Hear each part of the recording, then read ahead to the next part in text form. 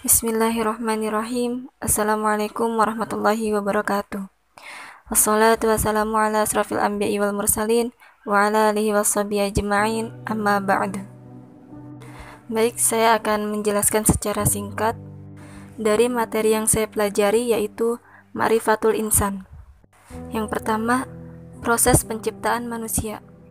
Dalam pandangan Islam, pada hakikatnya manusia merupakan makhluk ciptaan Allah yang paling sempurna bentuknya, seperti yang tertera pada Quran Surat At-Tin ayat 4, yang artinya, sungguh kami telah menciptakan manusia dalam bentuk yang sebaik-baiknya. Dan Allah pun telah menggambarkan tahap-tahap pertumbuhan janin di dalam rahim secara jelas dan akurat, dengan membagikan ke dalam tubuh 7 fase seperti yang tertera dalam Quran Surat Al-Mu'minun ayat 12-14. Yang kedua, hakikat manusia. Manusia harus mengenali hakikatnya sendiri, yaitu sebagai makhluk yang diciptakan atas fitrah Islam. Allah menghendaki manusia menjadi makhluk yang mulia, meski asalnya dari sesuatu yang hina, yaitu tanah. Dengan kekuasaannya, makhluk yang tercipta dari tanah ini mendapat tiupan ruh dari Allah. Allah juga memberinya keistimewaan dengan banyak kelebihan yang sempurna, yaitu akal. Keistimewaan manusia diberi akal dan hati menjadikannya makhluk yang berhak memilih dan menentukan nasibnya sendiri. Dengan akal dan kebebasannya, kita bisa tahu apakah manusia ini beriman kepada Allah atau malah kafir kepadanya. Kondisi manusia sebagai makhluk yang telah diciptakan oleh Allah memiliki akal dan pikiran yang bisa membuatnya berpikir dan dapat memilih mana jalan hidup yang bisa ia tentukan. Manusia dapat mempelajari dan mencari apa saja yang tidak dia ketahui sebelumnya. Yang ketiga, ataqatul insan atau potensi manusia, di mana Allah telah membekali manusia dengan potensi, yaitu pendengaran, penglihatan, dan hati. Dengan segala bakat-bakat yang berkembang, manusia dapat memikirkan mana yang baik dan mana yang buruk. Ataqatul dibagi menjadi 3 bagian. Yang pertama, manusia bukan pemilik yang hakiki. Yang kedua, manusia harus mengembannya sesuai dengan kehendak pihak yang mewakilkan kepemimpinan tersebut, yaitu Allah. Yang ketiga, dalam mengembannya, manusia tidak boleh menentang peraturan yang telah ditentukan oleh Allah. Selanjutnya, nafsul insan atau jiwa manusia, yang berarti pangkal kendali baik buruk manusia secara keseluruhan.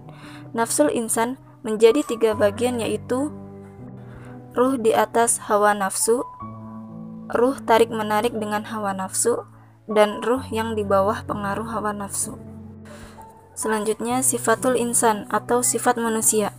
Sifat ini sangat ditentukan oleh intensitas dan efektivitas usahanya dalam melakukan tazkiyatun nafs. Manusia diciptakan dengan membawa 2 potensi yang berbeda, yaitu fujur dan takwa. Manusia yang beruntung ialah yang melakukan tazkiyatun nafs, sedangkan tazkiyatun nafs adalah jiwa yang dibiarkan tanpa tazkiyah yang akan berkarat dan menjadi kotor, sehingga menyebabkan sifat-sifat buruk. Macam-macam sifat buruknya antara lain tergesa-gesa, banyak berkeluh kesah, lalai, melampaui batas, pelit, kufur atau ingkar, banyak debat, banyak membantah, zalim, dan bodoh. Terakhir, hakikat ibadah. Hakikat ibadah adalah ibadah yang didasarkan pada rasa cinta dan keikhlasan.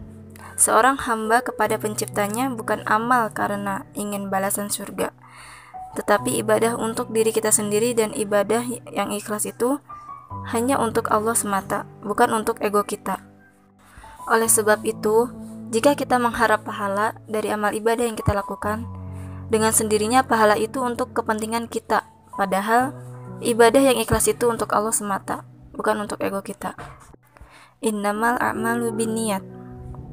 Sesungguhnya amal itu tergantung pada niatnya. Semua kegiatan yang berorientasi kepada kehidupan di dunia itu disebut ibadah. Karena demikianlah Allah memerintahkan hidup manusia haruslah seimbang. Harus seimbang karena Allah menciptakan siang untuk bekerja dan malam untuk istirahat. Allah juga menyuruh kita untuk menikah dan berketurunan. Allah memberikan tuntunan bagi manusia untuk bermuamalah dengan sesama manusia, baik orang tua, anak, tetangga, maupun fakir miskin. Semua tuntunan itu sudah lengkap tertera dalam Al-Quran. Karena itu, manusia harus menyelaraskan kehidupan duniawi dengan kebutuhan akhiratnya, agar menjadi orang yang beruntung. Wallahu a'lam bishawab. Mungkin itu materi yang saya dapat dari yang saya pelajari. Terima kasih telah menyimak penjelasan saya secara singkat mengenai materi dari 6 pertemuan ini dari mata kuliah Pendidikan Agama Islam semester 5. Mohon maaf bila ada salah kata, karena kesalahan datangnya dari saya dan kebenaran hanya milik Allah.